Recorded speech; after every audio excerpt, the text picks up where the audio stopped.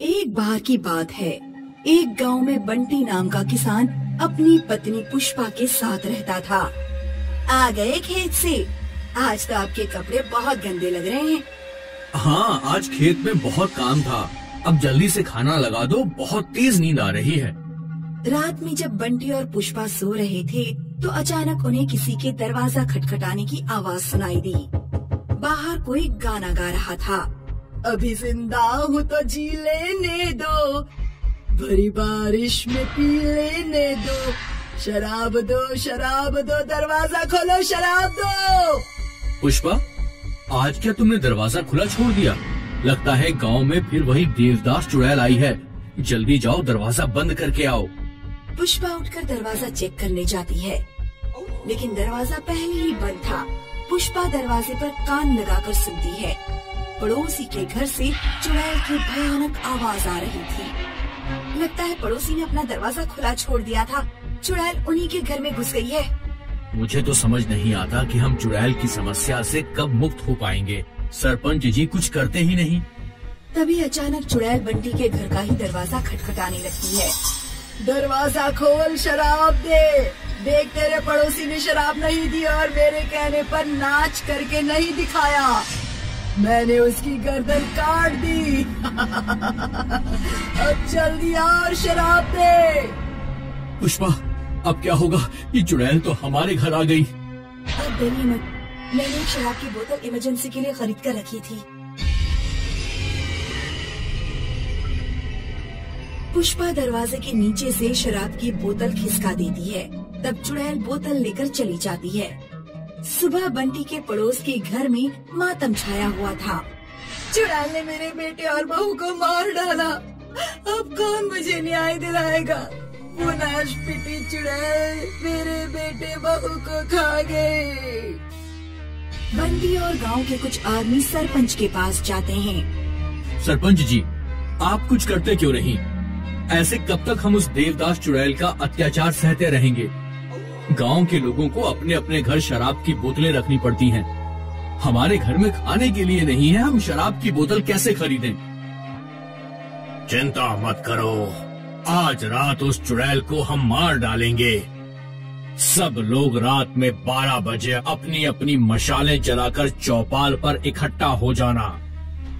उस रात गांव के लोग सोए नहीं और आधी रात को मसाले लेकर चौपाल पर आ गए।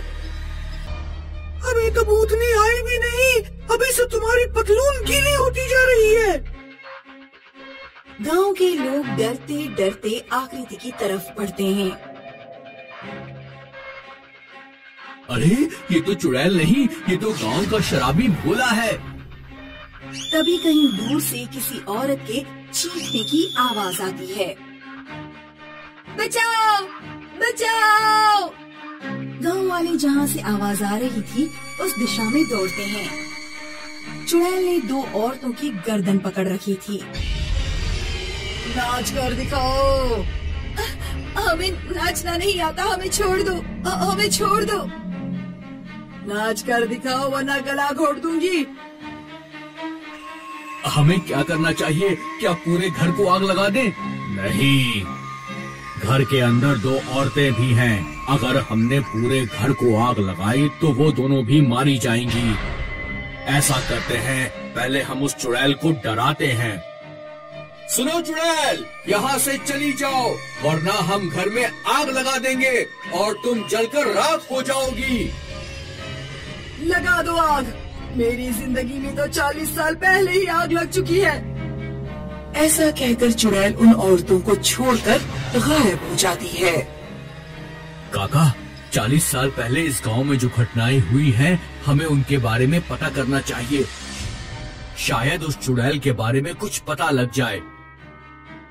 हमारे गांव में कोई इतना बुजुर्ग आदमी नहीं है जो 40 साल पहले हुई घटनाओं की जानकारी दे सके।